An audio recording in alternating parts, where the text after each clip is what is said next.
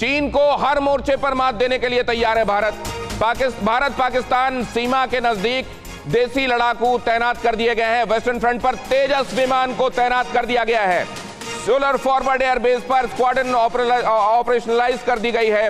15 अगस्त को पीएम मोदी ने तेजस की तारीफ की थी और तेजस ने मोर्चा भी संभाल लिया है। कर्नल डिन्नी के पास मैं जाना चाहूंगा। कर्नल डिन्नी, ये 2 फ्रंट जिसकी चर्चा कर रही है, उसकी तैयारी हमारी ढंग से हो रही है? उसमें कोई शक नहीं है दिनेश जी कि जब से ये जो चाइना वाला मुद्दा आया है तो हमारे यहाँ पर भी काफ़ी आपने भी चर्चा की है कि जो 2 फ्रंट वाला है वो एक रियलिटी है। और उसको करने के लिए जैसे अभी आपने जैसे बताया तो तेजस और जो रफाल जैसे जो युद्ध विमान है, इन सब का जो आना हमारे सेना में ये 2 फ्रंट वॉर के लिए एक तैयारी के रूप में, और उसको किसी भी हालत में कोई भी एक संभावना अगर ऐसी चीज़ें होती है तो उसको सुलझाने में या उसको अगेंस्ट काम आने में बहुत बड़ा कदम है, इसमें कोई शक नहीं है।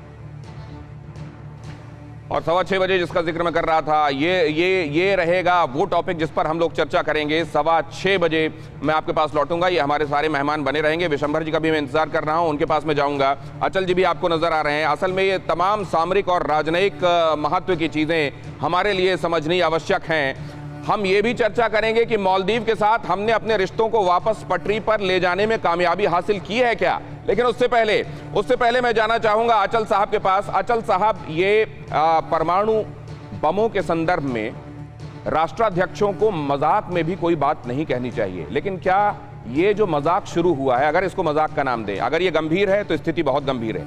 अगर ये मजाक है तो क्या शी जिनपिंग ने एक भद्दे मजाक का सिलसिला शुरू कर दिया है दुनिया में? देखिए दिनेश जी, मैं उम्मीद करता हूं कि ये जो कुछ भी हो रहा है वो रिटॉरिक ही हो और रिटॉरिक पे ही खत्म हो जाए। आपने 1945 की बात करी, 2 छोटे-छोटे बम गिरे थे। परिस्थितियां तब से अब तक बदल चुकी हैं। जो 2 बम, एटॉमिक बम 1945 में जिनका इस्तेमाल किया गया था, तब और अब में बहुत फर्क है। आज जो परमाणु शक्ति अलग अलग देशों के पास है वो कई हजार गुना ज्यादा उससे खतरनाक और विनाशकारी है। हम तो यही उम्मीद करेंगे कि ये रिटॉरिक जो चल रहा है वो रिटॉरिक पे ही खत्म हो जाए। इसे चाइना की फ्रस्ट्रेशन मान लीजिए, क्योंकि शायद चाइना ने इस बात का अंदाजा नहीं लगाया था कि सडनली जो दुनिया में पूरे विश्व में चाइना को देखने का नजरिया इतनी तेजी से बदल जाएगा और एक एंटी चाइना सेंटीमेंट जो है एंटी चाइना कैंपेन में बदल जाएगा। तो अब उसकी बौखलाहट कहीं ना कहीं दिखाई दे रही है। और यूएस में भी ये है कि president Donald Trump for various reasons वो चाइना से काफी हद तक नाराज हैं। वो उनके सामने एक इलेक्शन भी है जिससे वो दोबारा जीतना भी चाहते हैं, और उनका जो चाइना का विस्तारवाद है पर्टिकुलरली इंडो पैसिफिक रीजन में, उसे लेके वो नाराज हैं। तो इन सब चीजों के चलते हुए इंफॉर्मेशन वॉर ऑफ वर्ड्स, ये सब चल रही है।